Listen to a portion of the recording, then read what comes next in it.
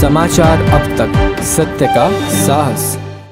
आताची सर्वात मोठी बातमी देवला पारवरून येत आहे। नागपूर जिल्ह्यातील रामटेक तालुक्यात येणाऱ्या पवनी बफर वनक्षेत्र हद्दीतील व गट ग्रामपंचायत डोंगरताल अंतर्गत येणाऱ्या कडबीखेडा गावातील शेत शिवारात एका शेतकऱ्यावर हल्ला करून ठार केल्याची घटना घडली आहे। ही घटना दिनांक 8 मार्च रोजी दुपारी 12 वाजताच्या सुमारास घडल्याची प्राथमिक माहिती आहे। कडबीखेडा येथील रहिवासी नामे सुरुजू जिटू इनवाते वय 65 वर्ष हे शेत शिवारात जनावरे चारत असताना अचानक वाघाने त्यांच्यावर हल्ला केला व गणेश छोटू नैताम यांच्या शेतात नेऊन ठार केले। घटनेची माहिती तत्काळ वनविभाग कार्यालय पवनी येथे देण्यात आली।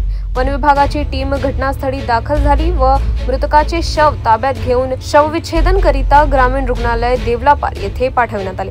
घटनेचा अधिक तपास वनविभागाची टीम करीत आहे। पवनी वनविभागाचे अधिकारी व कर्मचाऱ्यांना फोन करून माहिती मागवली असता त्यांच्याकडून फोन कापण्यात आला। तसेच गावातील त्रस्त नागरिकांनी वाघ असलेल्या भागाला आग लावल्याची देखील प्राथमिक माहिती येत आहे। समाचार अब तक न्यूज करिता अजय मेहरकुडे, रामटेक।